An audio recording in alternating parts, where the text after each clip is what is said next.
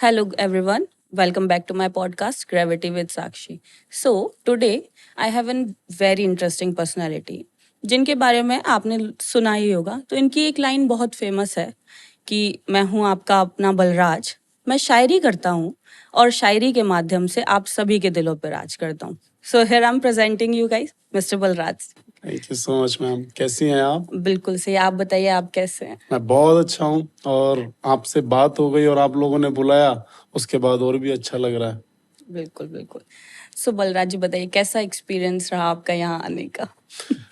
आज के एक्सपीरियंस की बात की जाए ना मैम, तो मुझे लगता है पिछले 9 घंटे से मैं सिर्फ सफ़र कर रहा हूँ। तो वो हुआ क्या कि मैं एयरपोर्ट जल्दी पहुँच गया, फिर मैंने सोचा कि कुछ समय बचा हुआ है तो चलो नोएडा की तरफ चलते हैं, गाड़ी में सामान रखेंगे। बैग था मेरे पास, हैंड बैग। मैंने कहा यार क्या किया जाए। फिर मैं नोएडा में पहुंचा तो नोएडा में पता चला कि पहुंचने में इतना वक्त लगा ट्रैफिक की वजह से।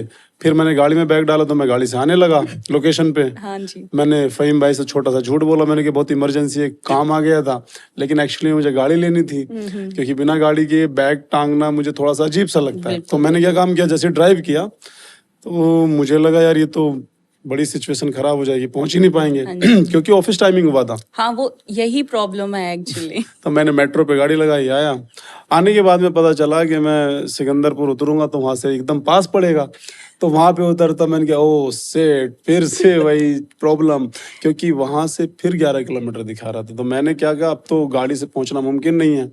तो वहां पे भी एक स्ट्रेंजर मिला था, यहाँ पे एक स्ट्रेंजर मिला, वो मुझे पहचान गया कि बलराज भाई हुआ। मैंने कहा हाँ भाई प्लीज छोड़ दे, बाइक वाला था वो। उसने बिठाया और फट से मुझे यहाँ छोड़ा और देखो आपके सामने आ गए। चलिए अगर समहाउ कोई चीज अच्छी होती है तो ठीक है. सफर और सफर दोनों, हिंदी सफर और इंग्लिश सफर दोनों चलता है अगर मंजिल पे पहुंच ही जाते हैं तो. चलो एक रास्ते पर चलते हैं जहाँ सब अनजान हो, चाहे खून का रिश्ता ना हो पर सबके चेहरे पर मुस्कान हो।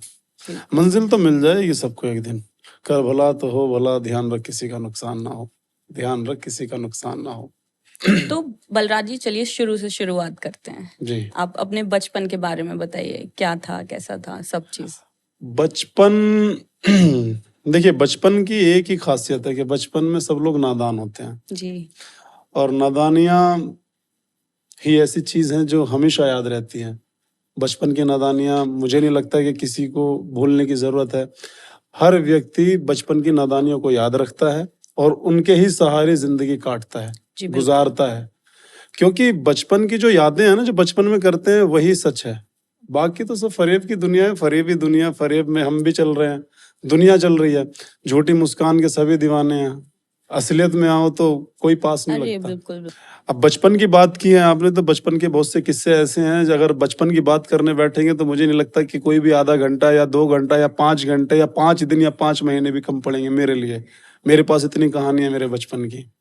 मैंने शुरू से ही कमाने की आदत लगाई खुद को, क्योंकि खुद ही करना था, खुद ही खाना था।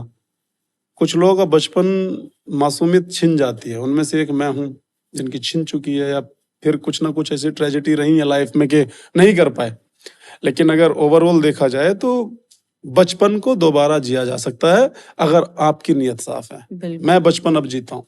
बचपन की चाहे नादानियां हो, चाहे लेसन्स हो, कुछ ना कुछ आपको दे के ही जाते हैं. बिल्कुल ठीक. वैसे मैंने आपके और भी इंटरव्यूज सुने हैं, उनमें मैंने सुना आपने अपना घर छोड़ दिया था, आप ट्रक से भाग आए थे.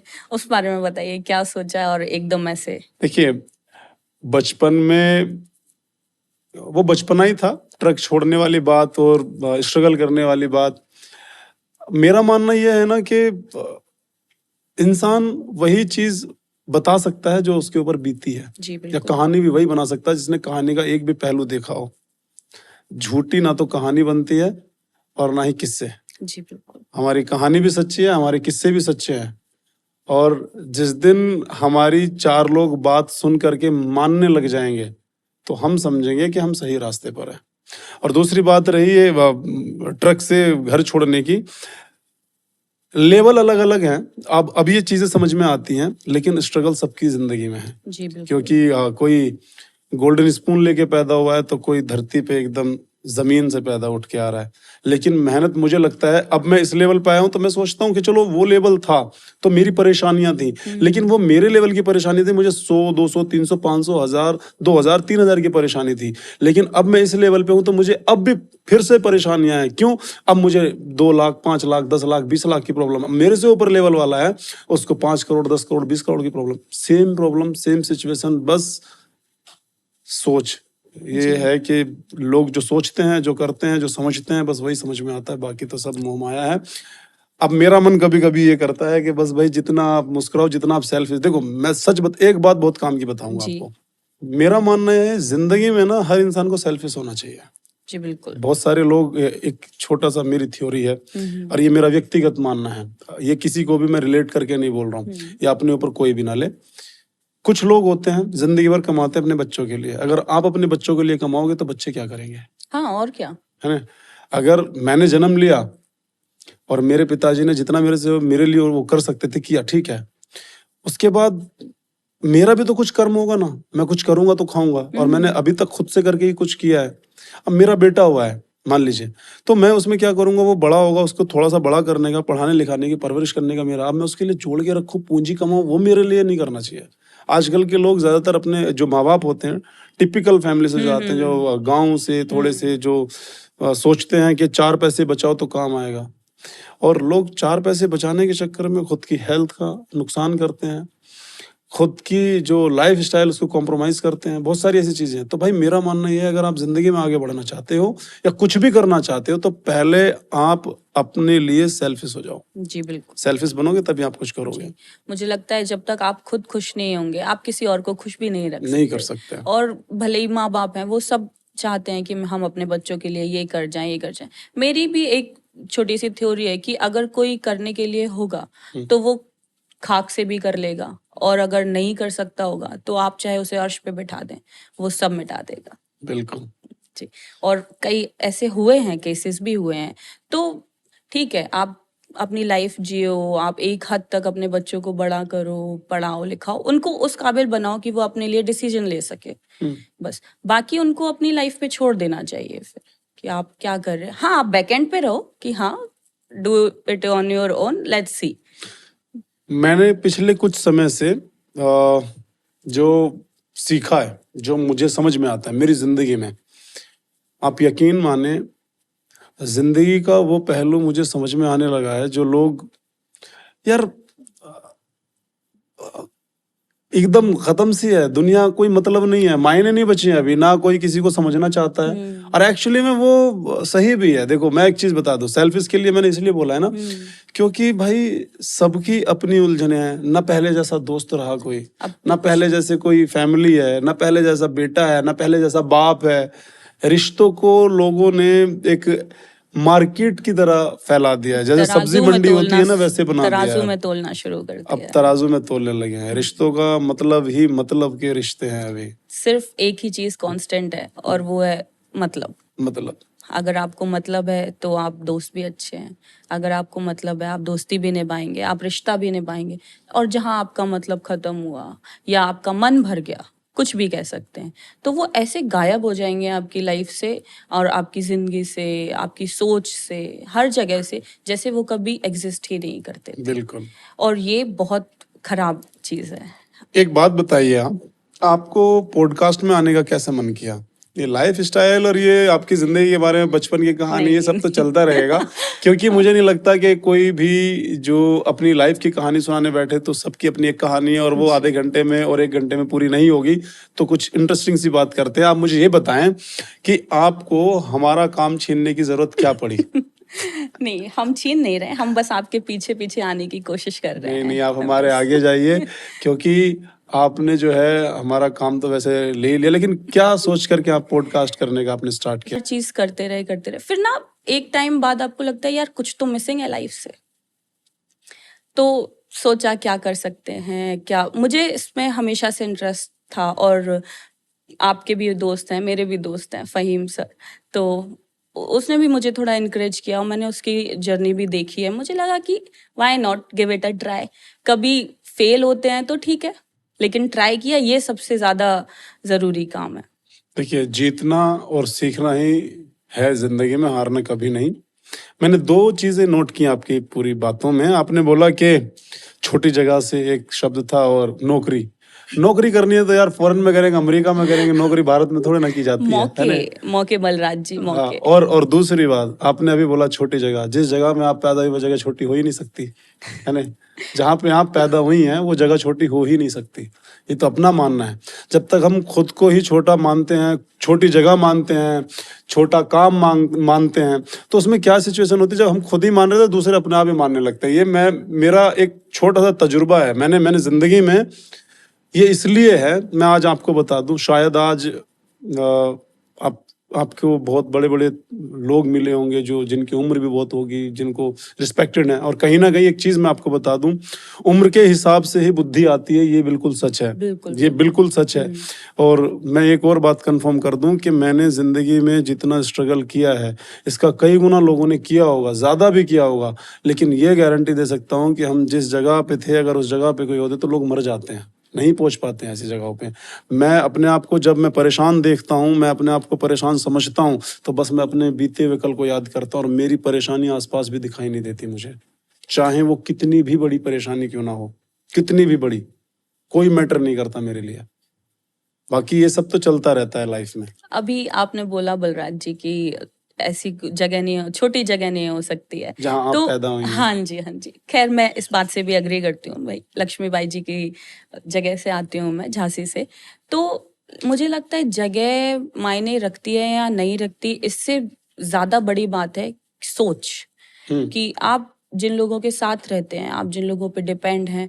मैं किसी को भी, हमारे पेरेंट्स हों, हमारे घर वाले हों, रिलेटिव्स हों, मैं किसी को भी जिम्मेदार या वो नहीं ठहरा रही हूँ, रिस्पॉन्सिबल नहीं ठहरा रही हूँ, लेकिन वो चीजें हैं, वो अभी भी मायने रखती हैं चीजें, कि आप बिल्कुल आप फ्री नहीं रह सकते हो, आप अपने डिसीजन अपने आप से नहीं ले सकते हो एक हद तक। तो बलराज जी, जैसा कि आजकल है, आपका रिलेशनशिप को लेके क्या नजरिया है? रिलेशनशिप, रिश्ते, जेंजीज। लोगों ने रिश्तों को इस तरीके से यूजलेस कर दिया है। यूजलेस आप समझते हैं फैमिली को, एकदम फैमिली जैसा। आजकल लोग फैमिली में भी सेफ फील नहीं करते, ऐसे लोग हो गए हैं। डर लगने लगा लोगों को अपने ही घर में। और ये सारी चीजें पता नहीं किस मेंटालिटी पे रिश्ते जा रहे हैं अभी। Sugar daddy, sugar moms and, तो मेरे को ऐसा लगता है कि मुझे मेरी फैमिली छोड़ के ना, मुझे नहीं लगता कि मेरी फैमिली में किसी अननोन पर्सन को मैं इन्वॉल्व करूं और उसको मैं कोई भी रिश्ते से अटेंड करके उनके साथ रखूं।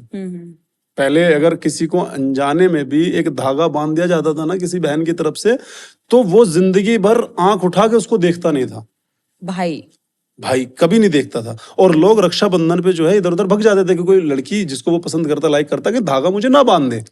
हाँ जी, हाँ जी, हाँ जी। बिल्कुल होता था ऐसा। लेकिन आज की डेट में लोग बहन भाई बन के लिव इन में रहते हैं। आजकल लोग बहन भाई के रिश्ते को इतना गंदा कर चुके हैं। तो मेरा जो नजरिया है, देखिए, नजर का इलाज हो सकता है, नजरिए का नहीं हो सकता, है ना।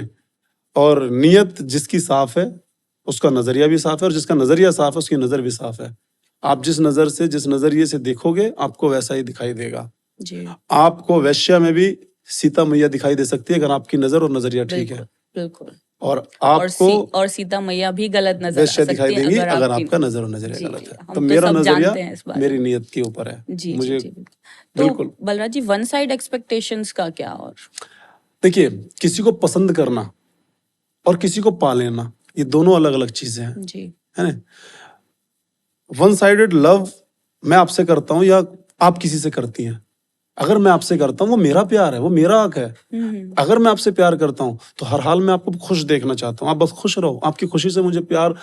प्यार का मतलब लोगों ने आजकल ना एक अलग ही ट्रेंड बनाया हुआ है, सुबह को प्यार, दोपहर में बातें और शाम को बिस्तर पे। ऐसा नहीं है। पहले के लोग रोमांटिक होते थे, पहले के लोग रोमांस करते थे, बातें करते थे, गाने सुनते थे, बालों से खेलते थे, लोगों को घुमाने लेके जाते थे, लंबी राइड पे जाते थे, सालों साल गुजर जाते थे, लेकिन बेड पे नहीं जाते थे, हम बिस्तर नहीं होते थे। लेकिन आज की डेट में सुबह को आई लव यू बोला है, दोपहर को हुआ तो शाम तक कहीं ना कहीं रूम बुक होगा और दूसरे दिन ब्रेकअप होगा। सबसे पहले तो फिजिकल कंपैटिबिलिटी ही चेक होती है। वही होगी, वही चीजें होंगी।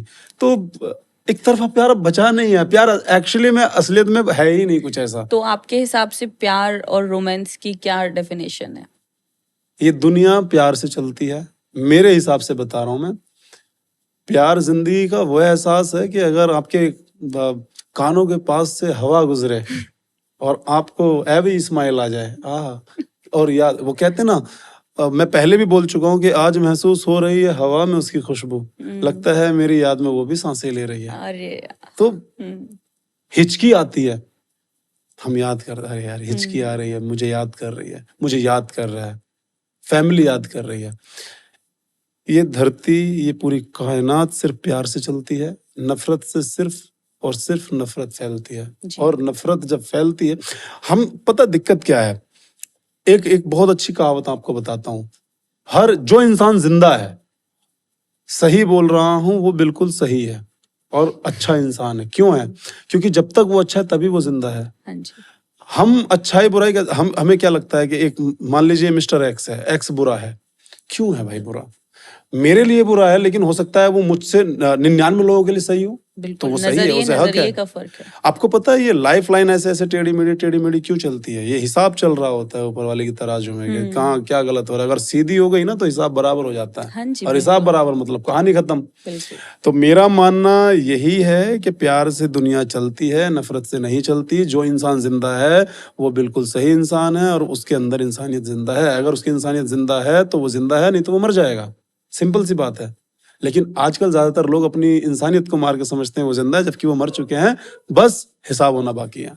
प्रैक्टिकल इंसान ज्यादा हो गए हैं। बिल्कुल जी। तो बलराज जी, 1K से नियरली 2 मिलियन फॉलोअर्स, कैसा लगता है बताइए? आज वैसे बहुत अहम रोल रहा इस चीज का। जब मैं गाड़ी लेने जा रहा था तब भी मुझे एक ऑटो वाला नहीं जा रहे थे, तो एक गाड़ी वाले ने पहचान अपनी में बिठाया लेके, और अभी यहाँ आने पर भी मुझे एक बाइक वाले ने बिठाया।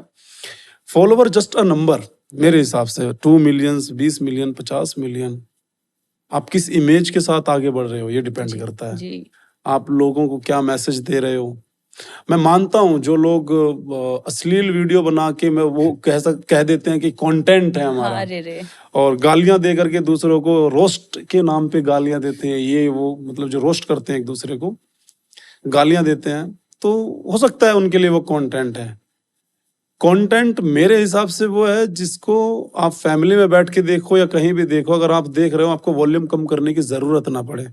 मेरी नजर में वो कंटेंट है। अगर आप सही इमेज के साथ लेकर के सही इमेज के साथ, हालांकि ये जो पब्लिक है बहुत कम मिलती है, अच्छे को बहुत कम लोग पसंद करते हैं, बुराई को बहुत ज्यादा करते हैं, चाहे उसे फनी वे में ले लेते हैं, चाहे वो अडल्ट वे में ले लेते हैं, शेयरिंग भी ज्यादा करते हैं, चीजें भी ज्यादा करते हैं, और रिस्पॉन्स भी ज्यादा मिलता है और अर्निंग भी ज्यादा होती है। हमारा तो बहुत कम है। हम लोग का क्या है, हम लोग अच्छी चीज लेके चलते हैं, अच्छी बातें करते हैं, अच्छी चीजों को समझाने की कोशिश करते हैं, लेकिन कम चलता है।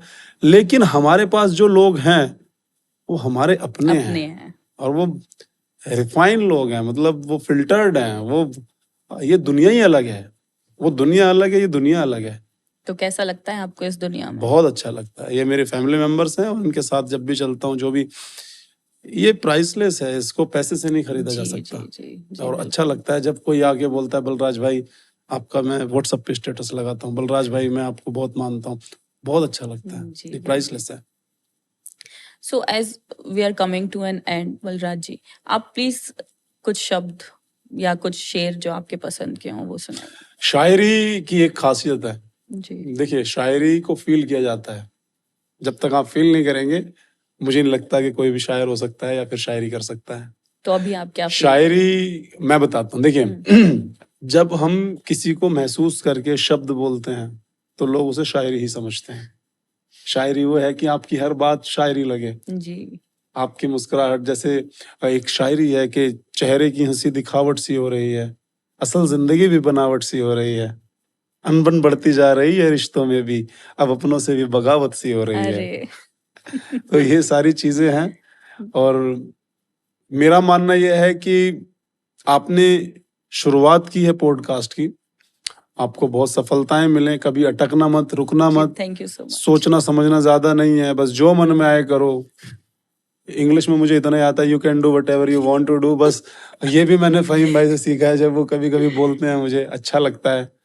और मैं अपने आप को जब इस जगह पे देखता हूँ, मैं बहुत प्राउड फील करता हूँ अपने ऊपर। आपको भी जरूरत है, आपको भी यही बस फील करना है देखिए एक शायरी है, ये उन सभी की तरफ से उन दोस्तों के लिए है जो जिनको भी दोस्त मानते हैं, दोस्तों के लिए शायरी है कि वो अच्छा है तो अच्छा है, वो बुरा है तो भी अच्छा है, दोस्ती के मिजाज में यारों के ऐब नहीं देखे जाते। जी बिल्कुल। Thanks, Balraj, for joining me in this journey. We'll always remember this day. Even after all these hurdles, we did it finally. Thank you मैं so बहुत much. शुक्रगुजार हूँ आप लोगों का। थैंक यू सो मच कि आपने मुझे बुलाया, जैसे कि मैंने पहले भी कहा। अरे, स्माइल बहुत प्यारी है मैम आपकी। thank you, thank you. Thank you. Thank you guys for watching this podcast. I hope you guys liked it. We'll be coming up with more.